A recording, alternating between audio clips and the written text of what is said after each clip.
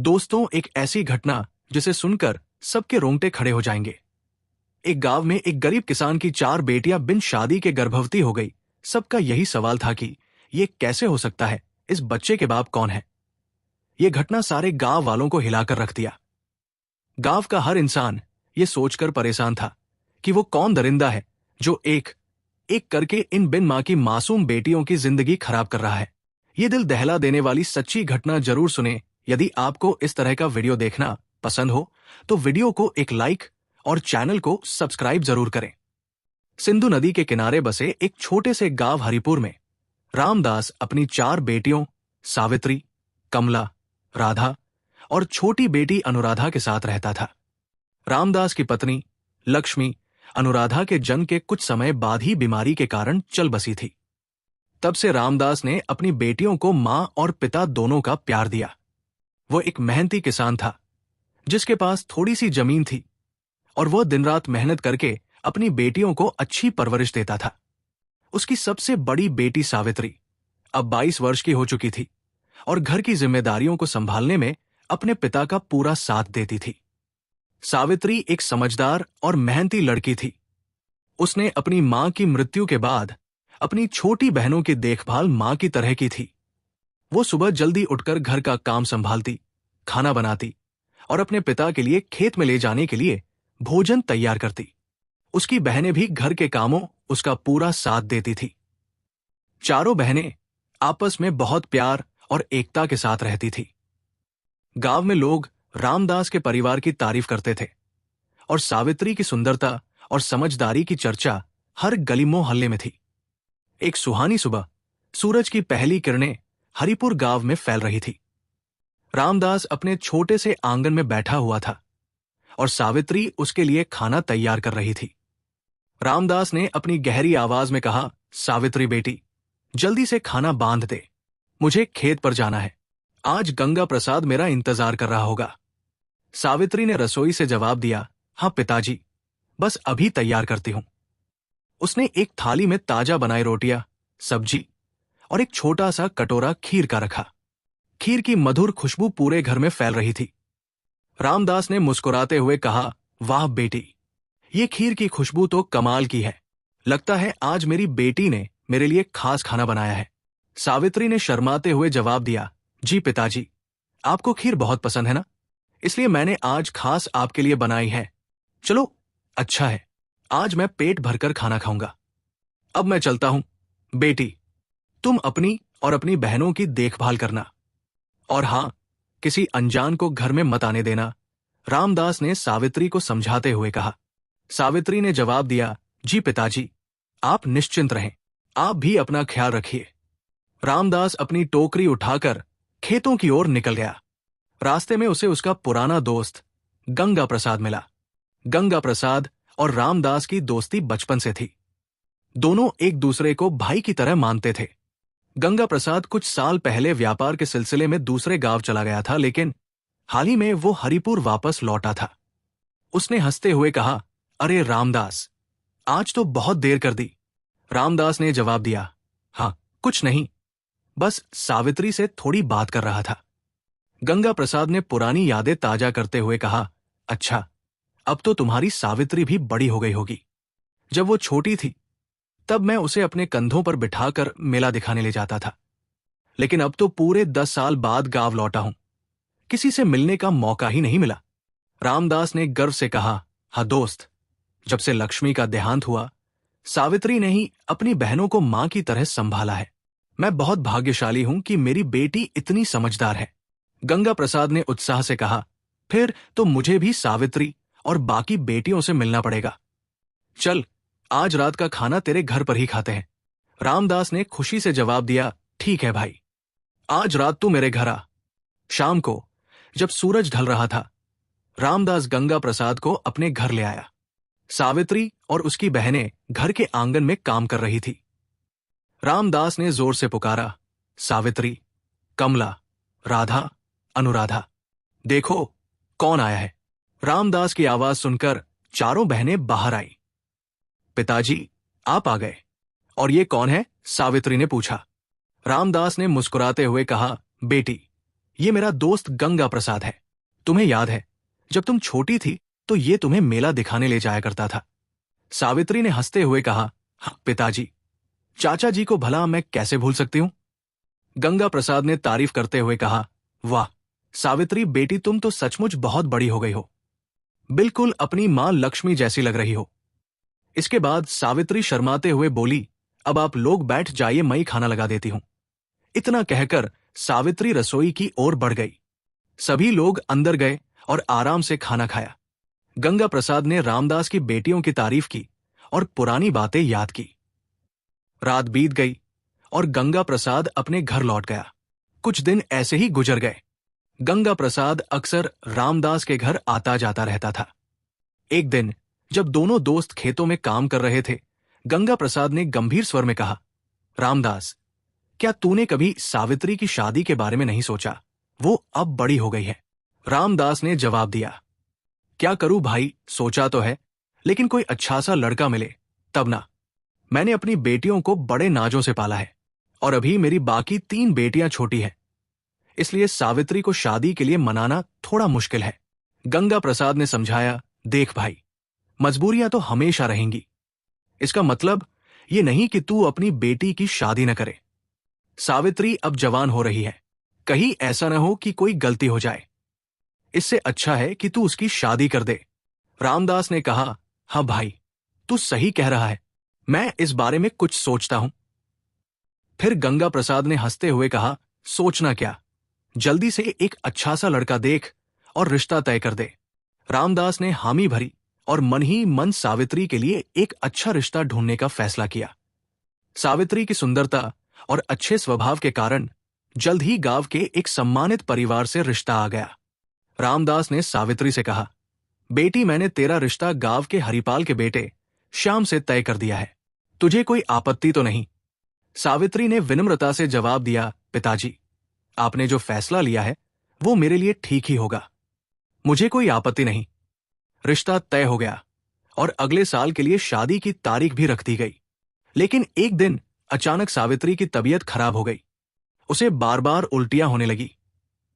कमला ने घबराते हुए रामदास को बताया, पिताजी, दीदी की तबीयत बहुत खराब है, उन्हें लगातार उल्टियां हो रही है।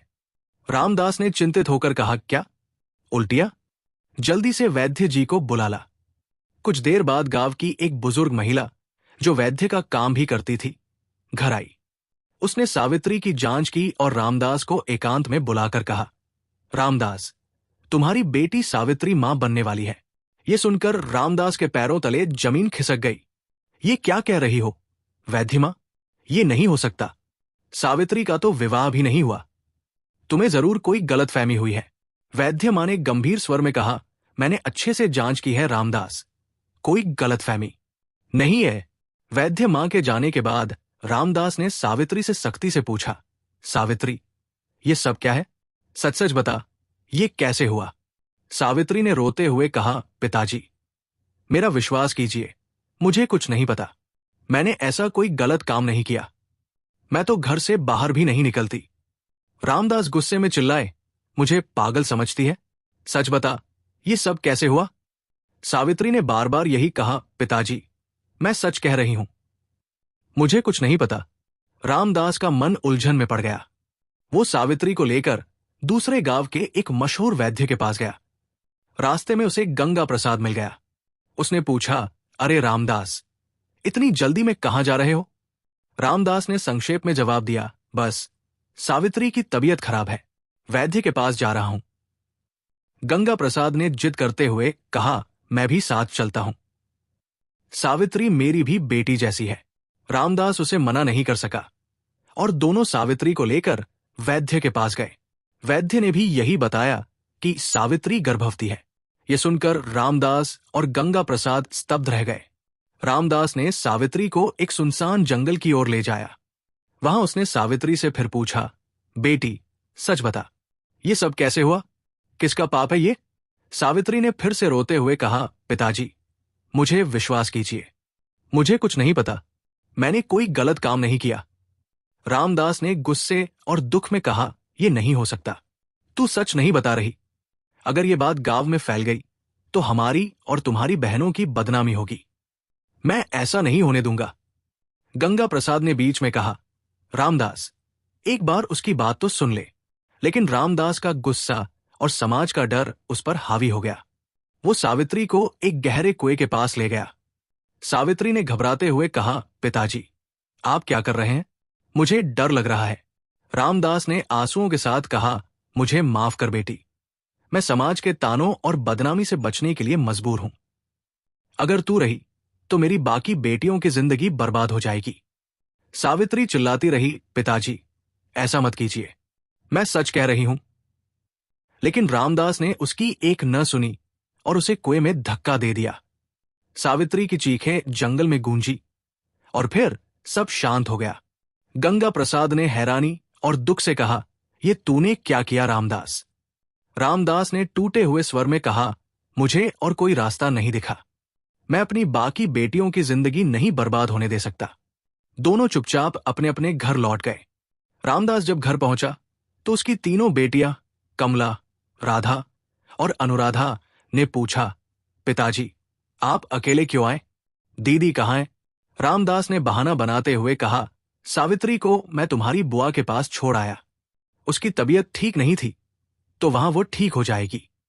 फिर तो आपने अच्छा किया पिताजी। चलिए खाना खा लीजिए, कमला ने कहा। लेकिन रामदास का मन भारी था। वो खाना खाने से मना करके बाहर चला गया।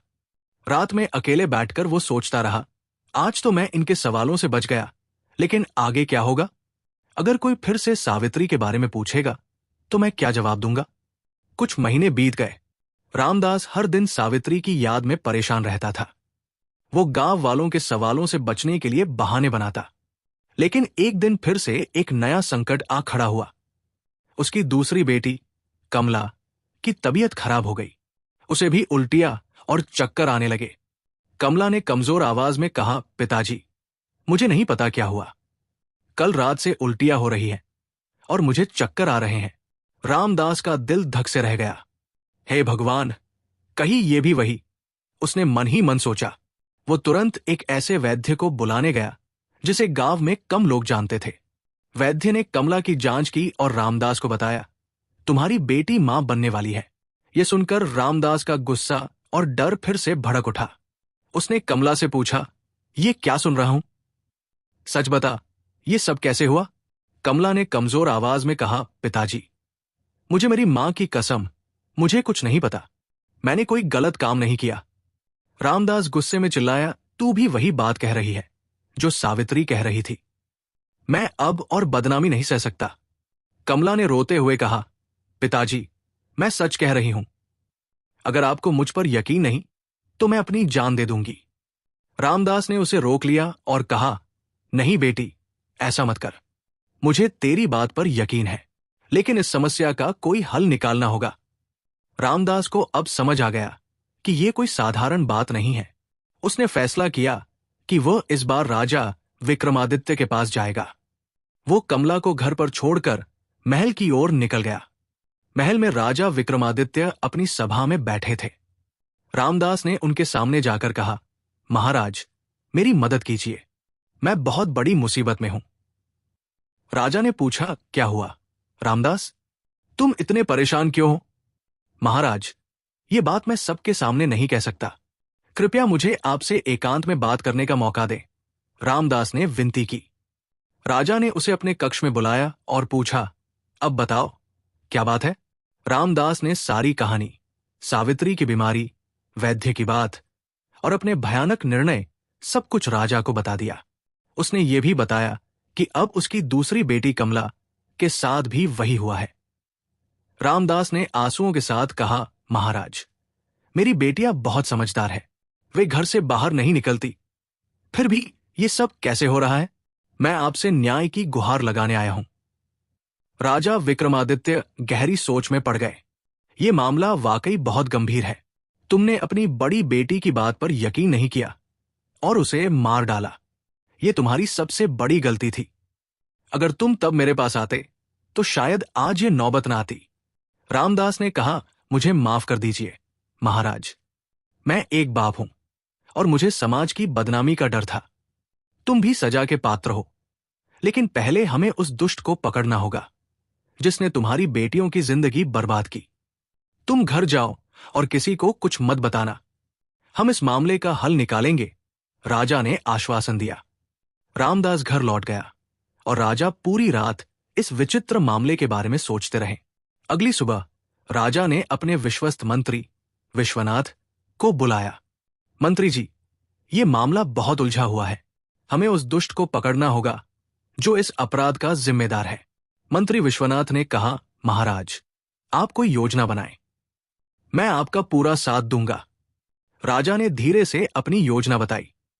हम कुछ सैनिकों को गांव वालों के भेष में रामदास के घर के आसपास तैनात करेंगे। वे रात में नजर रखेंगे कि कौन आता जाता है। हमें उस दुष्ट को रंगे हाथों पकड़ना होगा। मंत्री ने रजा की तारीफ करते हुए कहा, अति उत्तम महाराज, ये योजना जरूर काम करेगी। रामदास अपने घर लौट आया, लेकिन उसका मन अब भी भारी था। राजा विक्रमादित्य की बातों ने उसे एक नई उम्मीद दी थी, पर साथ ही सावित्री की याद और कमला की हालत उसे बार बार परेशान कर रही थी। उसने अपनी बेटियों से कुछ नहीं कहा और रात में सामान्य व्यवहार करने की कोशिश की। कमला, राधा और अनुराधा को देखकर वो मन ही मन सोच रहा था, हे भगवान, मेरी बेटियों को इस संकट से बचा ले। उस रात वो सो नहीं सका। वो आंगन में बैठा तारों को निहारता रहा और मन में एक ही सवाल घूम रहा था, ये सब कैसे हो रहा है। उधर राजा विक्रमादित्य और उनके मंत्री विश्वनाथ अपनी योजना को अमल में लाने में जुटे थे। विश्वनाथ ने अपने सबसे भरोसेमंद सैनिकों को चुना, जो गांव वालों के भेष में रामदास के घर के आसपास नजर रखने वाले थे। ये सैनिक सामान्य किसानों और मजदूरों की तरह कपड़े पहनकर गांव में घुल मिल गए, ताकि किसी को शक न हो। विश्वनाथ ने उन्हें सख्त हिदायत दी थी कि वे रात के समय रामदास के घर पर पैनी नजर रखें और किसी भी संदिग्ध गतिविधि की तुरंत सूचना दें। रात गहराने लगी। हरिपुर गांव में सन्नाटा छा गया। कुत्तों की भौंकने की आवाज और रात के कीड़ों की आवाज के सिवा कुछ सुनाई नहीं दे रहा था। रामदास का परिवार गहरी नींद में था। कमला, जो दिन भर की परेशानी और उल्टियों से थक चुकी थी, अपनी बहनों के पास सो रही थी। रामदास भी आखिरकार थकान के मारे अपनी चारपाई पर लेट गया, लेकिन उसकी आंखें खुली थी। आधी रात को एक काले कपड़े से चेहरा ढका हुआ व्यक्ति चुपके से रामदास के घर की ओर बढ़ा। उसकी चाल सावधान थी, जैसे वो नहीं चाहता था कि कोई उसे देख ले। वो घर के पिछले हिस्से में बने छोटे से दरवाजे की ओर गया, जो आंगन में खुलता था। सैनिक, जो पास के पेड़ों और झाड़ियों में छिपे थे, उसकी हर हरकत पर नजर रख रहे थे। जैसे ही उसने दरवाजे की सांकल खोलने की कोशिश की, एक सैनिक ने चुपके से एक जाल फेंका। ये जाल विशेष रूप से तैयार किया गया था, जिसमें तेज कांटे लगे थे। जाल उस व्यक्ति के पैरों में उलझ गया और वो दर्द से चीखते हुए जमीन पर गिर पड़ा। पैरों में कांटे चुभने के कारण वो जोर से चीखा। उसकी चीख रात के सन्नाटे को चीर गई। उसी समय सैनिकों ने एक बड़ा लोहे का पिंजरा, जो पहले से पेड़ पर लटका हुआ था, नीचे गिरा दिया। पिंजरा उस व्यक्ति के ऊपर आ गिरा और वो उसमें फंस गया। पिंजरे की आवाज से रामदास और उसकी बेटियां जाग गई। आसपास के कुछ गांव वाले भी बाहर निकल आए। सैनिकों ने तुरंत स्थिति को संभाला और भीड़ को शांत किया। रामदास गुस्से और आश्चर्य से चिल्लाया, ये कौन है? मेरे घर में चुपके से घुस रहा था। एक सैनिक ने कहा, इसे महल ले चलो, महाराज इसका फैसला करेंगे। रामदास, कमला और कुछ गांव वाले सैनिकों के साथ उस व्यक्ति को पकड़कर महल की ओर चल दिए। पिंजरे में बंद उस व्यक्ति का चेहरा अभी भी काले कपड़े से ढका था। रामदास का दिल जोर जोर से धड़क रहा था। वो सोच रहा था, ये कौन हो सकता है? मेरी बेटियों के साथ ये घिनौनी हरकत किसने की? महल में राजा विक्रमादित्य को रात में ही सूचना मिल गई थी। वे अपनी सभा में बैठे थे और उनके चेहरे पर गंभीरता थी। सैनिक उस पिंजरे को सभा के बीचों बीच ले आए। रामदास और कमला भी वहां मौजूद थे। गांव वालों की भीड़ सभा के बाहर जमा हो गई थी, लेकिन राजा ने केवल कुछ विश्वस्त लोगों को अंदर आने की इजाजत दी। राजा ने सख्त स्वर में कहा, इसके चेहरे से कपड़ा हटाओ। मंत्री विश्वनाथ ने आगे बढ़कर उस व्यक्ति के चेहरे से काला कपड़ा हटाया। जैसे ही चेहरा सामने आया, रामदास के मुंह से एक चीख निकल गई, गंगा प्रसाद, तू! सभी लोग स्तब्ध रह गए। वो व्यक्ति कोई और नहीं बल्कि रामदास का बचपन का दोस्त गंगा प्रसाद था। कमला की आंखों में आंसू आ गए और वो बोली, चाचा जी, आपने ये सब किया? रामदास का गुस्सा और दुख उसकी आवाज में साफ झलक रहा था। महाराज, ये मेरा दोस्त गंगा प्रसाद है। मैंने इसे अपने भाई की तरह माना और इसने मेरी बेटियों के साथ ये नीच हरकत की। राजा विक्रमादित्य ने गर्जना की, गंगा प्रसाद, बोल, तूने ये सब क्यों किया? रामदास की बेटियां तेरी भी बेटियों की तरह थी, फिर भी तूने ये घिनौना अपराध किया। गंगा प्रसाद ने सिर झुकाए रखा। कुछ देर की खामोशी के बाद उसने धीमी आवाज में कहा, महाराज, मुझे माफ कर दीजिए। मैं अपनी गलती कबूल करता हूं। ये सब मेरी कमजोरी की वजह से हुआ। गंगा प्रसाद ने सिर उठाया और धीरे धीरे अपनी कहानी शुरू की।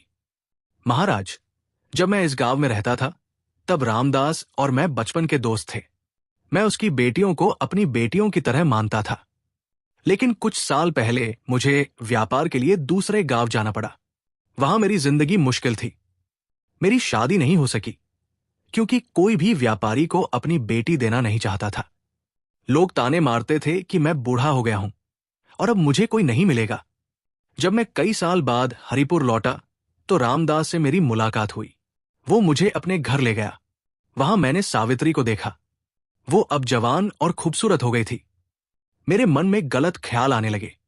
मैंने अपनी इस कमजोरी को रोकने की कोशिश की, लेकिन मैं हार गया। मुझे अपनी जिंदगी में एक साथी की कमी खल रही थी और सावित्री की सुंदरता ने मेरे मन को भटका दिया। एक दिन मैं अपने एक पुराने दोस्त के पास गया जो जड़ी बूटियों का व्यापारी था। मैंने उससे अपनी परेशानी बताई। उसने मुझे एक ऐसी औषधि दी जिसे छिड़कने से कोई गहरी नींद में चला जाता है और उसे कुछ पता नहीं चलता। मैंने उस औषधि का इस्तेमाल किया। जब भी मैं रामदास के घर जाता, मैं रात में उस औषधि का छिड़काव करता, जिससे पूरा परिवार बेहोश हो जाता। फिर मैंने अपनी गलत मंशा पूरी की। सुबह होने से पहले मैं चुपके से निकल जाता ताकि किसी को कुछ पता न चले। जब सावित्री की तबीयत खराब हुई तो मुझे डर लगा कि मेरा अपराध सामने आ जाएगा। लेकिन जब रामदास ने सावित्री को, गंगा प्रसाद रुक गया क्योंकि वो आगे नहीं बोल पा रहा था। रामदास चीखते हुए बोला, बोल, दुष्ट, तूने ये सब क्यों किया? तुझे जरा भी शर्म नहीं आई? मुझे माफ कर दो रामदास। मैं अपनी कमजोरी पर काबू नहीं कर सका, लेकिन इसमें तेरा भी दोष है। तूने अपनी जवान बेटियों के समय पर शादी नहीं की। अगर सावित्री की शादी पहले हो जाती तो शायद ये सब न होता। गंगा प्रसाद ने अपनी सफाई देने की कोशिश की। राजा विक्रमादित्य ने गंभीर आवाज में कहा, चुप कर, नीच। तू अपराध करके अब अपने दोस्त पर दोष मढ़ रहा है। तेरी वजह से एक बेटी की जान गई और दूसरी की जिंदगी बर्बाद हो गई। तुझे कोई माफी नहीं मिलेगी। राजा विक्रमादित्य ने सैनिकों को आदेश दिया, इस दुष्ट को राज्य के बीचों बीच ले जाओ। इसे सूली पर लटकाया जाए ताकि हर कोई देखे कि ऐसी घिनौनी हरकत करने वालों का क्या अंजाम होता है। सैनिक गंगा प्रसाद को पकड़कर ले गए। गांव वालों की भीड़ ने उसे ताने मारे और उसकी निंदा की। गंगा प्रसाद का सिर शर्म से झुका हुआ था। उसकी सजा ने पूरे गांव को एक संदेश दिया, ऐसे अपराधों की कोई माफी नहीं होगी। राजा ने रामदास की ओर देखा और कहा, रामदास, गंगा प्रसाद ने जो अपराध किया उसका जिम्मेदार वह है, लेकिन तुमने भी अपनी बेटी सावित्री की बात पर यकीन नहीं किया और उसकी जान ले ली। यह तुम्हारी सबसे बड़ी गलती थी। अगर तुम उस समय हमें सब बता देते तो शायद कमला की जिंदगी न बर्बाद होती। रामदास ने आंसुओं के साथ कहा, महाराज, मुझे माफ कर दीजिए। मैं एक बाप हूं और मुझे समाज की बदनामी का डर था। मैंने जो किया वो मुझे सही लगा। फिर राजा ने रामदास को समझाते हुए कहा, हम तुम्हारी मजबूरी समझते हैं, लेकिन तुमने जो अपराध किया उसकी सजा तुम्हें मिलेगी। तुम्हें 5 वर्ष तक कारावास में रहना होगा, लेकिन तुम्हारी बेटी कमला की जिम्मेदारी अब हमारी है। हम उसका विवाह किसी अच्छे और सम्मानित व्यक्ति से करवाएंगे और उसके बच्चे को पिता का साया मिलेगा। तुम चिंता मत करो। रामदास ने हाथ जोड़कर कहा, आपका बहुत बहुत धन्यवाद महाराज। आपने मेरी सारी चिंताएं दूर कर दी। राजा विक्रमादित्य ने अपने वचन के अनुसार कमला का विवाह अपने एक वफादार सैनिक सूरज से करवाया। सूरज एक नेक और मेहनती युवक था जो कमला की स्थिति को समझता था।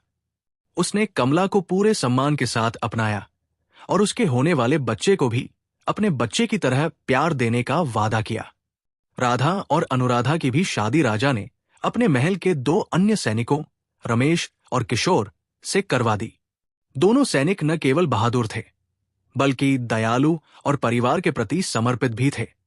राजा ने यह सुनिश्चित किया कि रामदास की बेटियां एक सुरक्षित और सम्मानजनक जीवन जी सके।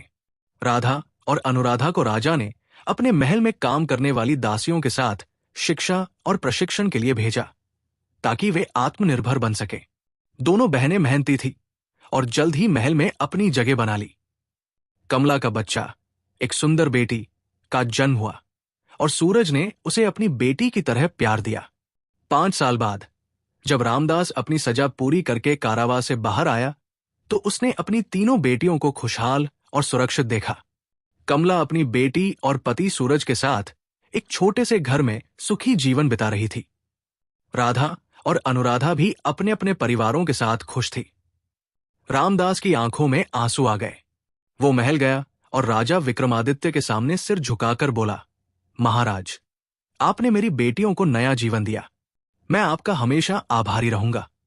राजा विक्रमादित्य बोले, रामदास, हमारा कर्तव्य अपनी प्रजा की रक्षा करना है।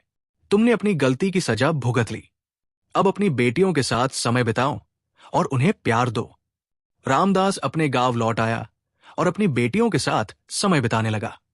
गंगा प्रसाद की सजा ने पूरे राज्य में एक मिसाल कायम की और लोग समझ गए कि अपराध का कोई भी बहाना स्वीकार नहीं किया जाएगा। राजा विक्रमादित्य की न्यायप्रियता की कहानी और फैल गई और हरिपुर गांव में फिर से शांति और समृद्धि लौट आई। रामदास ने अपनी गलतियों से सबक सीखा और अपनी बेटियों की खुशी में अपनी जिंदगी का मकसद ढूंढ लिया। कमला, राधा और अनुराधा ने भी अपने पिता को माफ कर दिया क्योंकि वे जानती थी कि उनके पिता ने जो किया वो समाज के दबाव और डर के कारण किया। ये कहानी हमें सिखाती है कि विश्वास, संवाद और समय पर लिए गए सही फैसले कितने जरूरी हैं। अगर रामदास ने अपनी बेटी की बात पर भरोसा किया होता और पहले ही राजा के पास गया होता तो शायद सावित्री की जान बच सकती थी। लेकिन राजा विक्रमादित्य के न्याय ने यह सुनिश्चित किया कि बाकी बेटियों को एक नया और सम्मानजनक जीवन मिले। तो दोस्तों, यदि आपको यह कहानी अच्छी लगी हो तो वीडियो को लाइक और चैनल को सब्सक्राइब जरूर करें। और साथ ही आज ये प्रण लीजिए कि आप अपने बहन और बेटियों की रक्षा करेंगे और इस समाज के बदनामियों के डर से कभी भी नहीं अपनी या अपने परिवार के किसी के जिंदगी को बर्बाद नहीं करेंगे। साथ ही आप अपना प्यारा सा नाम कमेंट में जरूर लिखें।